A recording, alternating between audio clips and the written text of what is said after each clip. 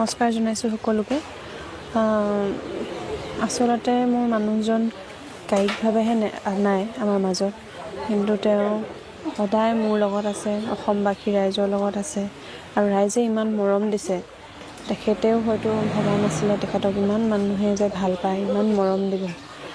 জীৱিত কালতো তেখেতে যথেষ্ট মৰম পাইছিলে, তথাপিও এই মুহূৰ্তত মানে যেতিয়া তেখেতৰ শৰীৰটো আঁতৰি গ'ল, কায়িকভাৱে যেতিয়া আঁতৰি গ'ল, তাৰ পিছৰ এইখিনি সময়ে এই মানুহৰ উপস্থিতিয়ে, জনসমাগমে তেওঁলোকৰ মৰমখিনিয়ে মোকো সাহসী কৰি তুলিছে।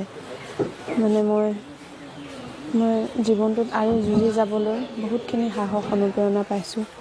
আপোনালোকৰ উপস্থিতিও মোক বহুত সাহসী কৰি তুলিছে আৰু সেই সময়ৰ পৰা আজিলৈকে যিসকলে সহায় সহযোগিতা আগবঢ়াই আছে আমাক, কিছুমানে ইয়াত আহিব পাৰিছে, কিছুমানে ফোনত হ'লেও মোক সাহস দিছে, কথা পাতিছে। তেওঁলোকক মই, যিসকলে আমাৰ ইয়ালৈ আহিছে বা আহিব পৰাও নাই, তেওঁলোকক মই ধন্যবাদ জ্ঞাপন কৰিছোঁ, কৃতজ্ঞতা জ্ঞাপন কৰিছোঁ। আৰু অহা 9 ফেব্ৰুৱাৰী তাৰিখে ৰাজীৱ শদিয়াৰ অৰ্থাৎ মোৰ স্বামীৰ আদ্য শ্ৰাদ্ধ দিন ধাৰ্য কৰা হৈছে আৰু আদ্য শ্ৰাদ্ধখনৰ লগত সংগতি ৰাখি এখন মহাপুৰুষীয়া ভাওনা অহা 10 ফেব্ৰুৱাৰী তাৰিখে অৰ্থাৎ সোমবাৰে আদ্য শ্ৰাদ্ধৰ পিছদিনাখন উৎসৰ্গা কৰিছে। সদৌ অসম অসমৰ ভাওনা সংস্কৃতিৰ লগত জড়িত বহু শিল্পী আহিব সেইদিনাখন ভাও প্ৰদৰ্শন কৰিবলৈ। সকলোকে আমন্ত্ৰণ জনাইছোঁ আদ্য শ্ৰাদ্ধখনিলৈও আৰু লগতে ভাওনাখনিলৈ। তেওঁলোকৰ পদধূলাই আমাৰ ঘৰখন পবিত্ৰ কৰি তুলিব আৰু আমাৰ আদ্য শ্ৰাদ্ধখনি সফল হ'ব বুলি আমি কামনা কৰিছোঁ আৰু সকলোৱে আহিব বুলি আশা কৰিছোঁ। আপোনালোকে জানেনে, যিগৰাকী ৰাজীৱ শদিয়াৰ কথা কৈ আমি এইকেইদিন সামাজিক মাধ্যমত তোলপাৰ লগা দেখিছোঁ, সেই ৰাজীৱ শদিয়াৰ গীত 19টামান গীত আপোনালোকৰ গহপুৰৰ ল'ৰাই লিখিছে। পশ্চিমীয়া বতাহজাকৰ কথা বেলেগে লিখা নাই, ইয়াৰ ল'ৰাই লিখিছে। আপোনালোকৰ সন্তান গহপুৰৰ সঞ্জীৱ বৰা 19টা গীত ৰাজীৱ শদিয়াৰ কণ্ঠত নিগৰিত 19টা গীত কিন্তু আজি ইয়াৰ ল'ৰাই লিখিছে। এইটো মন কৰিবলগীয়া এটা কথা। গতিকে এই সভ্যতাক লৈ, এই আশংকাবোৰক লৈ, চিন্তাবোৰক লৈ অসমীয়াত্ব নাইকিয়া হৈ যাব নেকি, আমাৰ সভ্যতা সংস্কৃতিক কলুষিত কৰি পেলাব নেকি পশ্চিমীয়া বতাহজাকে, এই কথাখিনি গহপুৰত আলোচনা হয়। গহপুৰৰ ল'ৰাই গীতৰ মাজেৰে লিখে। গহপুৰৰ শিক্ষাগুৰুৱে, আজি এই বিদ্যালয়খনৰ শিক্ষাগুৰুৱে নিজৰ কৰ্মৰ জৰিয়তে ছাত্ৰ ছাত্ৰীসকলক উৎসাহিত কৰিছে। বৰ সন্তোষ পাইছোঁ ইয়াত আহি উপস্থিত হৈ। মানুহখিনি আছে কাৰণ ইয়াতে আগতে আলফাই যথেষ্ট দিন ইয়াত অতিবাহিত কৰিছে। মই নিজেও এই ঘৰখনত বহু বছৰ আছোঁ আৰু সৰু কালৰ পৰা ৰাজীৱক পাইছোঁ আৰু সেই সামৰিক অত্যাচাৰো এই গাঁওখনে যথেষ্ট ভোগ কৰিছে।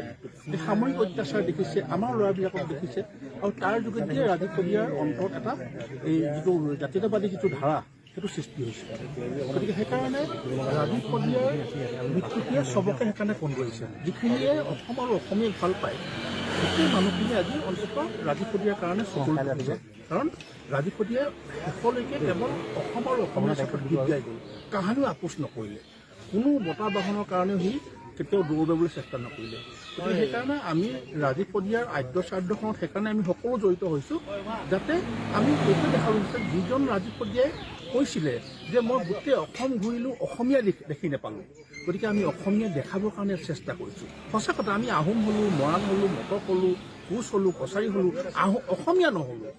যিটো ৰাজীৱে বহুত দুখ কৰি থৈ গৈছে, সি কৈছে গোটেই অসম ঘূৰিলোঁ, অসমীয়া বিচাৰি নাপালোঁ। গতিকে অসমীয়া আৰু অসমীয়া জাতীয়তাবাদৰ পক্ষত এটা দিন আমি এই আদ্য শ্ৰাদ্ধটোকে আমি লক্ষ্য কৰি লৈছোঁ। সেইটো দিনত আমি গোটেই অসমৰ জাতীয়তাবাদী যিবিলাক মানুহখিনিক নিমন্ত্ৰণ কৰিছোঁ, আহক আমি অসমীয়া হওঁ আৰু জাতীয়তাবাদৰ পক্ষত থিয় হৈ আমি জাতিটোক সুৰক্ষিত কৰোঁ। সেইকাৰণে আমি আচলতে আদ্য শ্ৰাদ্ধ লাগিছোঁ। নহ'লেতো ইমান ডাঙৰকৈ আদ্য শ্ৰাদ্ধ পতাৰ কোনো যুক্তি নাই। এজন ডেকা ল'ৰা মৰিছে, এজন শিল্পী মৰিছে, ইমান ডাঙৰকৈ পতাৰতো কোনো যুক্তি নাই। আমাৰ দুখে লাগিছে, কিন্তু আমি এফালে দুখ কৰিও আনফালে আমি এটা তাৰ ৰাজীৱৰ যিটো আশা, সেই আশাটো পূৰণ কৰাৰ স্বাৰ্থত আমি ইয়াত ঐক্যবদ্ধ হৈছোঁ।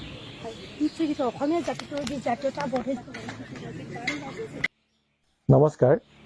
গণশিল্পী ৰাজীৱ শদিয়া ইতিমধ্যে আমাৰ মাজৰ পৰা চিৰদিনৰ কাৰণে বিদায় ল'লে।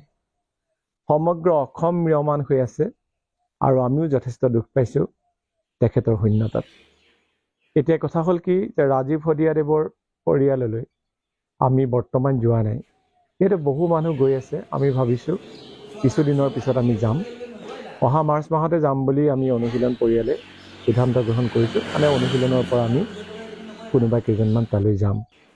আৰু আমি ভাবিছোঁ যে ৰাজীৱ শদিয়াদেৱৰ কণমানি পুত্ৰটিৰ কাৰণে আমি 3 বছৰলৈ অনুশীলনৰ তৰফৰ পৰা প্ৰতি মাহে 500কৈ টকা আগবঢ়াম। আমি 3 বছৰ বুলি কৈছোঁ, তাতোতকৈ হয়তো ভৱিষ্যতৰ দিনত আমি বঢ়াবও পাৰোঁ। এতিয়া কথা হ'ল কি, দেখাত এনেকুৱা লাগে যে 500 টকাটো একেবাৰে নগণ্য। হয়, আজিৰ তাৰিখত একেবাৰে নগণ্য। কিন্তু এই যে আমি প্ৰতি মাহে সন্তানটিলৈ কিবা এটা পঠাম, তাৰ যোগেদি শদিয়াদেৱৰ পৰিয়াল আৰু আমাৰ অনুশীলনৰ মাজত এডাল হাকো গঢ়ি উঠিব। আৰু সেইকাৰণেই এই পদক্ষেপটো গ্ৰহণ কৰা হৈছে যে প্ৰতি মুহূৰ্ততে যাতে আমি তেখেতলোকৰ খা খবৰ পাই থাকোঁ। আৰু আমাৰ অনুশীলনৰ সন্মানীয় সদস্যা অনিতা ৰবিৰ যোগেদি এই পইচাটো আমি প্ৰেৰণ কৰিম। আমি অনিতা ৰবিলৈ পঠাম আৰু অনিতা ৰবিৰে তেওঁলোকৰ পৰিয়াললৈ পঠাব। ধন্যবাদ।